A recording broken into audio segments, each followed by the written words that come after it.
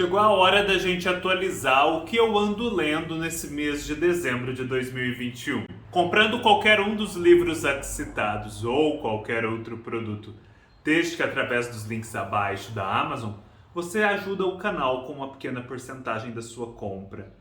A sua ajuda é extremamente importante para a continuidade do canal e nesse final de ano haverá certamente várias oportunidades nas quais você pode fazer essa colaboração. Desde o último vídeo de leituras gerais, eu li bastante coisa, como vocês verão aí por certas ausências eloquentes. Eu deixei outras coisas pelo caminho, percebi que ainda não era o momento de avançar naquelas leituras. Chegou coisa nova, coisas surpreendentes apareceram. Então eu vou começar pelas leituras que eu completei e que eu ainda não fiz vídeo no canal, um vídeo específico. Eu completei a leitura de 2 livros do Darcy Ribeiro, o famoso cientista social brasileiro, também político, romancista, enfim, um grande intelectual do nosso país. 2 livros dele que eu recebi num clube de assinaturas que eu acompanho agora e que acabou de estrear. Desde já eu convido todos vocês a conferirem. Vou deixar os links aqui embaixo, que é a Biblioteca Básica Latino-Americana. O Darcy Ribeiro foi não só muito ativo na vida intelectual, social e política do Brasil, como também na vida intelectual, social e política da América Latina. Muito por força dos seus interesses na América Latina, como também porque o Darcy precisou se exilar na época da ditadura por 2 vezes. E nisso, então, ele pôde conhecer e agir em vários países da América Latina. E ele tinha um grande projeto de trazer para o Brasil uma biblioteca básica, ou seja, textos fundamentais do pensamento humanístico latino-americano que geralmente não estão disponíveis no Brasil, porque nós temos muita ignorância quanto ao que se pensa e ao que se faz aqui na América Latina. Parece-me que ele não conseguiu concretizar esse projeto à época, mas agora a Fundação Darcy Ribeiro revive esse desejo dele e traz à tona essa coleção. A cada mês nós temos então um livro de um expoente do pensamento latino-americano. E o primeiro livro, logicamente em homenagem ao Darcy, se chama A América Latina Existe? É uma pergunta que ele se formula. E é uma edição lindinha, como vocês podem ver aqui. Eu gostei bastante. É uma coleção de textos mais curtos, extraídos de outras obras de maior fôlego dele. E se eu não me engano, esse título em específico está disponível para compra fora da coleção. Vou deixar o link aqui embaixo se eu encontrar. Gostei bastante. E também li um título que veio como um mimo para quem fosse um dos primeiros assinantes da biblioteca, que é A Invenção do Brasil. Essa é uma introdução que o Darcy Ribeiro fez, uma introdução, no entanto, bem extensa. Na verdade, eu demorei mais lendo esse livro do que este, para uma coletânea de textos base para a compreensão da história do nosso país, ou seja, fontes primárias, cartas escritas em 1500, relatórios, coisas do tipo testemunhos, diários. E essa é a introdução na qual o Darcy faz um panorama geral da nossa formação ali entre os anos de 1500 e 1700, os principais acontecimentos, as principais tensões, os principais personagens. Tudo muito elucidativo, apesar da pequena extensão. Eu ainda estou pensando em como fazer para trazer esses livros aqui para o canal, se eu vou fazer um vídeo específico. Porque são vários temas e temas mais complicadinhos um pouco. Talvez eu precise reler o livro para depois montar um vídeo um pouco mais exato e proveitoso para vocês. Porque numa primeira leitura mais informativa, né, a gente já é exposto a muita coisa bacana, mas talvez seja meio incapaz de articular isso de um modo proveitoso para vocês.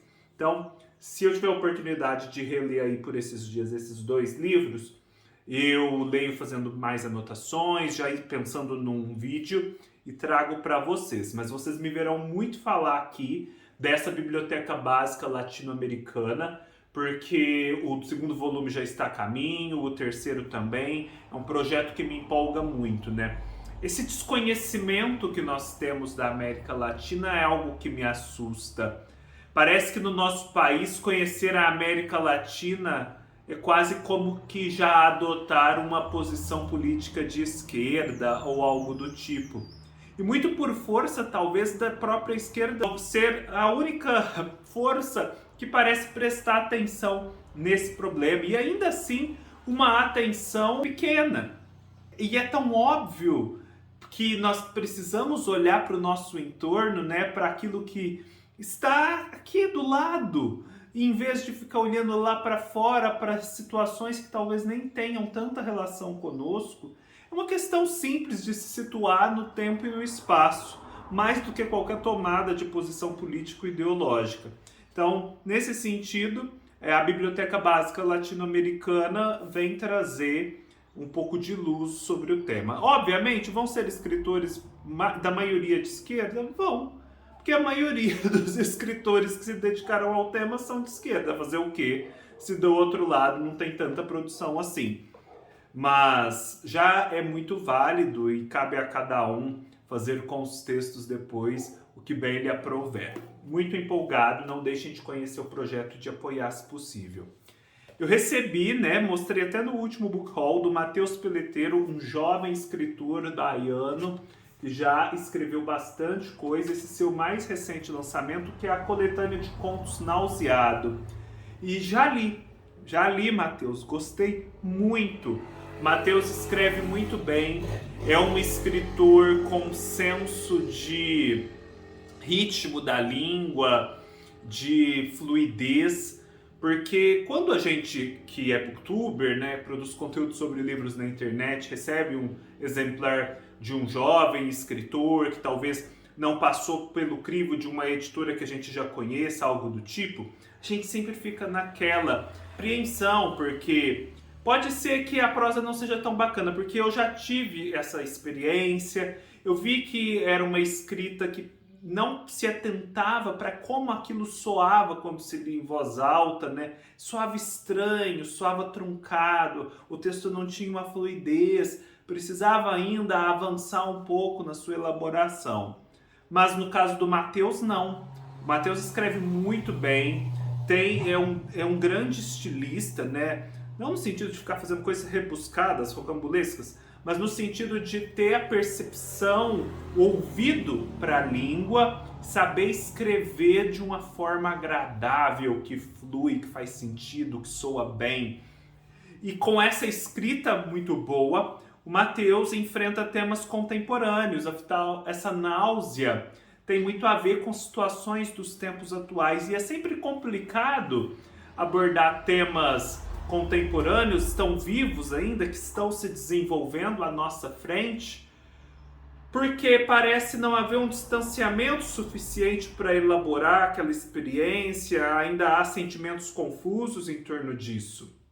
Só que aqui o Matheus conseguiu fazer isso muito bem, eu acho.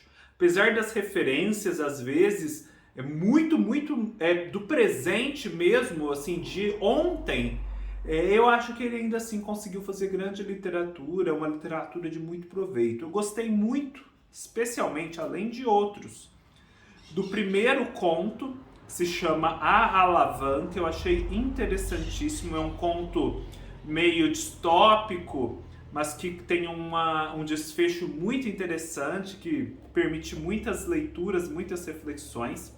Eu gostei especialmente daquele conto no qual talvez o Matheus tenha mais se arriscado, que é um conto longo, do fim do livro, chamado O Último a Sair, Por Favor Apague a Luz e Me Deixe Aqui, que tem a ver especialmente com a experiência brasileira atual, com a experiência política, com os dramas políticos que vivemos e a reação da sociedade a isso, de um indivíduo em específico a isso.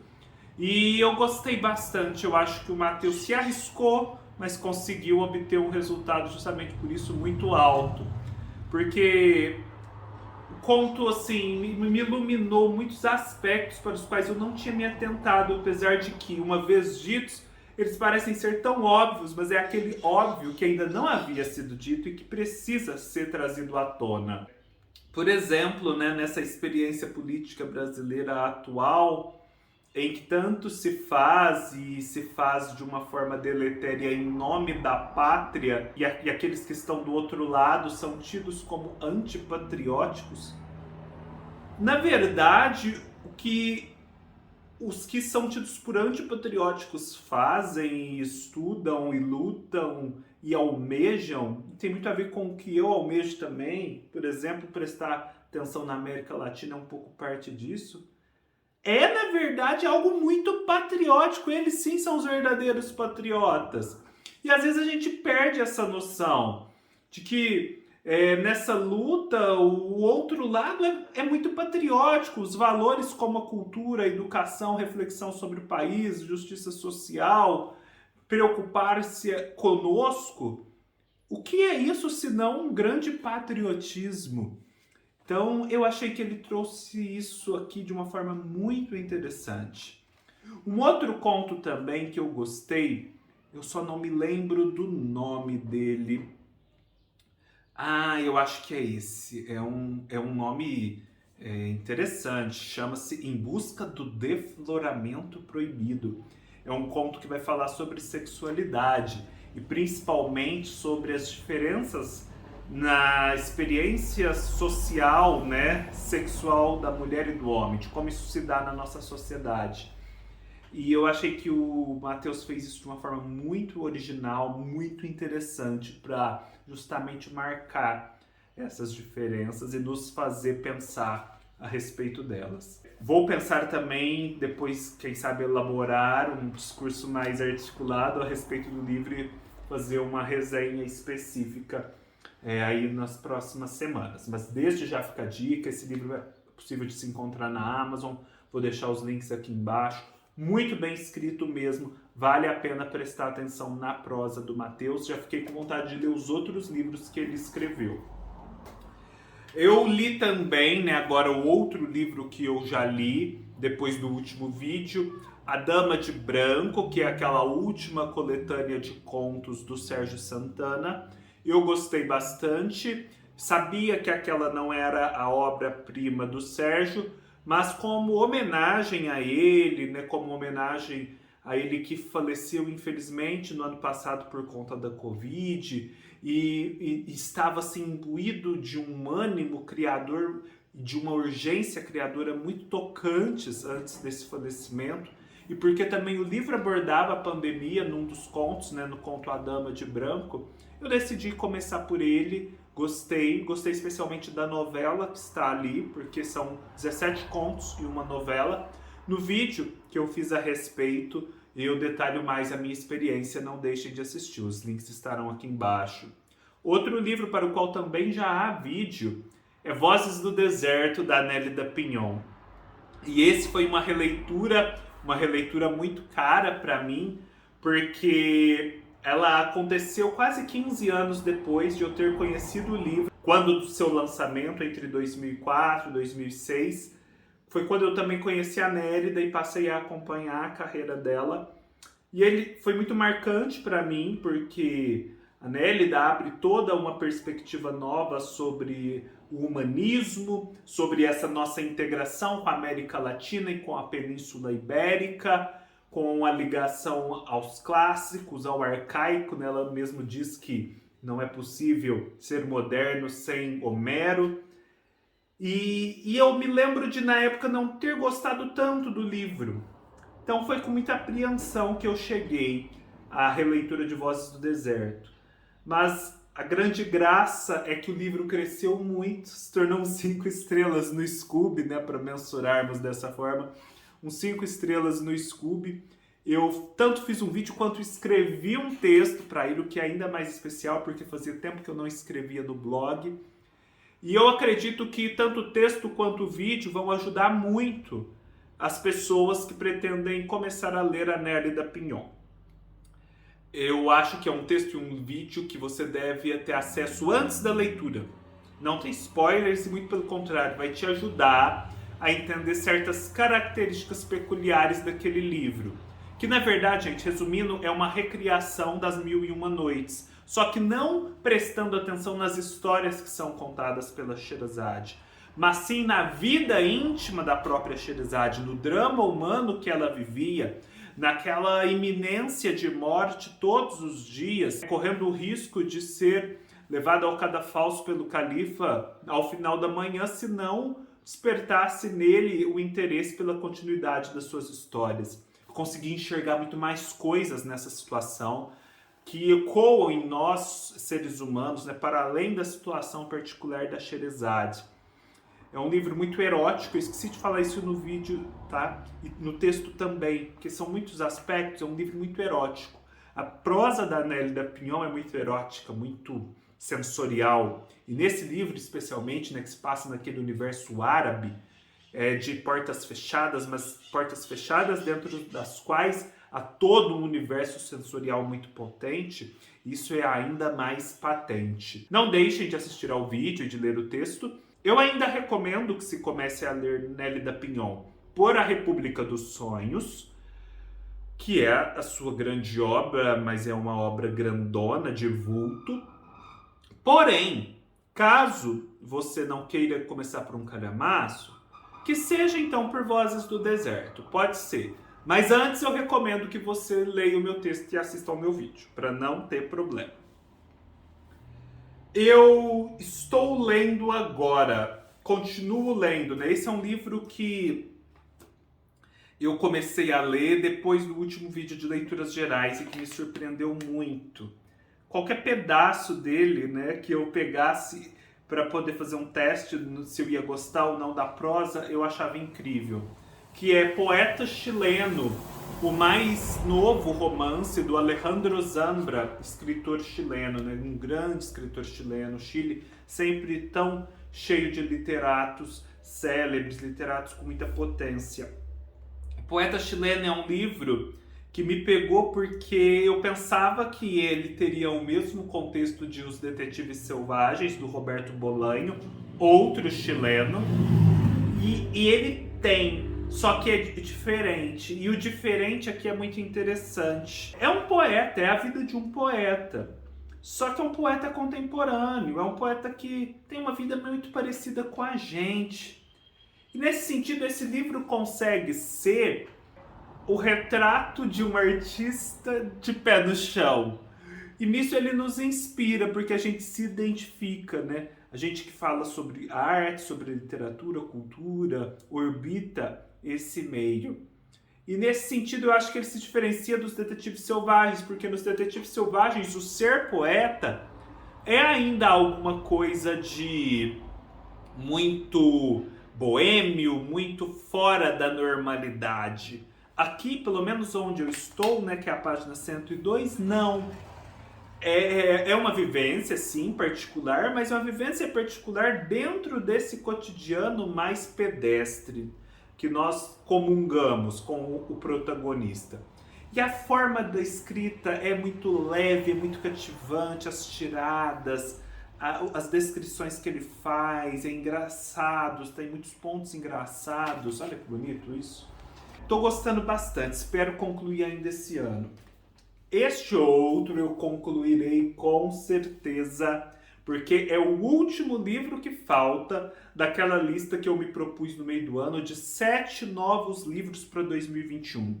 Como a primeira lista tivesse falhado, eu refiz a lista e está indo muito bem, só falta esse agora, que é uma releitura, Baú de Ossos, do Pedro Nava. Eu já falei sobre o Pedro Nava aqui, especialmente num vídeo chamado Os Livros que Transformaram a Minha Vida. São só 3. Um deles é esse, o Baú de Ossos, do Pedro Nava, que inaugura a sua saga memorialística. Aliás, eu recomendo desde logo que vocês corram atrás deste livro, que parece que está esgotando, e não vejo a Companhia das Letras reimprimindo esse livro. Isso aqui, gente, isso aqui é ouro puro e ouro puro escondido. Por hora, eu só li a introdução, mas ó, vejam só o tanto que eu anotei.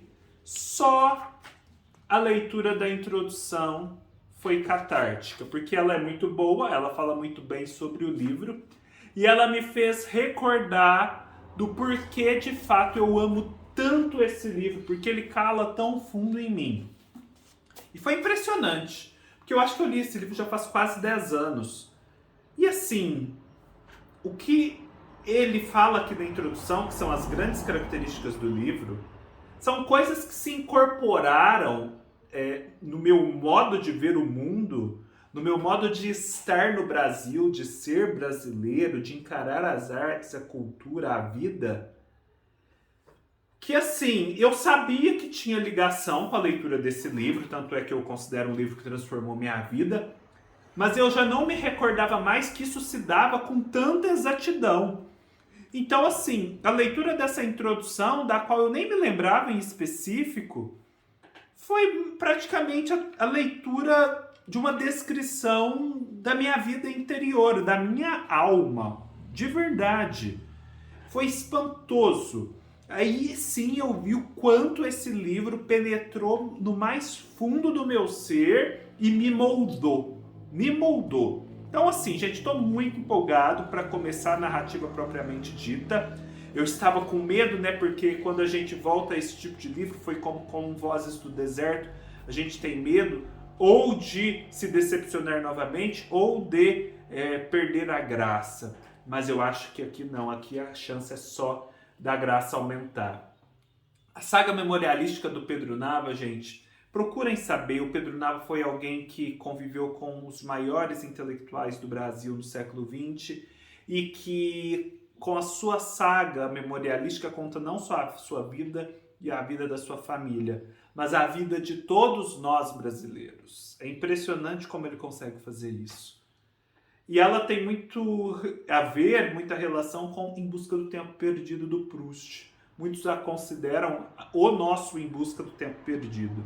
Então, é algo meio conhecido, né? Meio fora do radar. Eu nem sei como eu cheguei a esse livro lá no passado, mas foi por Deus, porque cheguei, amei, me transformou e vai me transformar de novo. Fica a dica. Eu estou ouvindo um audiobook chamado O Povo Brasileiro, do Darcy Ribeiro também. Essa já é uma obra de maior vulto dele, que sai pela Editora Global. Vou deixar o link aqui embaixo. Estou gostando bastante. Esse é um livro focado no Brasil, né, em aprofundar essa nossa formação e o comentário a respeito dela. É muita informação também, ainda não sei como eu vou trazer isso para o canal, só sei que eu quero trazer. É um audiobook, então talvez eu tenha que começar agora a escutá-lo escrevendo. Sabe, escutar, talvez num ritmo menos acelerado e ir escrevendo enquanto eu escuto. E aí esse conhecimento vai se estruturar, não vai se perder, vai ficar mais calcado na minha memória e eu vou conseguir trazer para vocês. Mas só posso adiantar que estou gostando bastante. Sempre muito bacana, né? Revisitar a história do Brasil e pensar a respeito dela pelo olhar de um grande intelectual. Eu ainda pretendo, entre outros livros, ler até o final do ano, concluir a leitura, na verdade, de Nenhum Mistério, um livro de poesias do Paulo Henriques Brito que eu mencionei muito no último vídeo. E quero trazer essa poesia para o canal, por isso preciso reler, estruturar melhor os meus pensamentos, quem sabe até fazer antes um texto, mas é um projeto sim que eu tenho. O último mês foi muito agitado, principalmente aí por conta da Black Friday, né, que eu me envolvi bastante, trazendo as promoções para vocês e tal, e eu não consegui pegar muito nele, mas não desisti. E da Ana Martins Marques, eu estava lendo 3 livros dela. Já tinha feito uma primeira leitura informativa e gostado bastante, mas ainda queria reler e estudar e fazer anotações antes de dar as leituras por temporariamente concluídas e trazê-las para o canal. E aí, nesse meio tempo, chegou o seu primeiríssimo livro, né, agora reeditado, que é A Vida Submarina. Então, como eu já tinha feito meio que uma leitura em ordem cronológica, eu decidi fazer em ordem cronológica mesmo e começar talvez por trazer ao canal A Vida Submarina, que é o primeiríssimo livro dela. Esse eu ainda não li de cabo a rabo, nem a título informativo, mas pretendo fazer. Li um ou outro poema que me agradou bastante, como sempre me agradam os poemas da Ana Martins Marques. Então, dando tudo certo, entre o final do ano e o começo do ano que vem, eu trago a vocês A Vida Submarina. E, gente, falando nisso, tem um vídeo da Aline Aimee sobre um livro da Ana Martins Marques, que é o Risque Esta Palavra. Eu vou deixar o link aqui embaixo. Que show! Olha, é impossível não assistir aquele vídeo e não querer ler o livro imediatamente, mesmo quem não gosta de poesia, quem não está acostumado. Porque eu acho que não existe isso de não gostar, é mais não estar acostumado. Olha, parabéns, Aline, se você estiver assistindo este vídeo. Que show, menina! Fiquei orgulhoso de você por tê-la como colega de trabalho aqui no Booktube. Olha, você engrandeceu esse nosso espaço aqui com aquele vídeo. Maravilhoso, análise muito profunda, muito competente da Aline. É isso, pessoal. Espero que vocês tenham gostado. Se gostaram, deem um like, se inscrevam no canal, deixem seus comentários, sigam-me nas minhas outras redes sociais, os links estarão aqui embaixo. Leiam no meu blog, leiam o texto aí de Vozes do Deserto, que está fresquinho. E nos vemos numa próxima oportunidade. Até mais.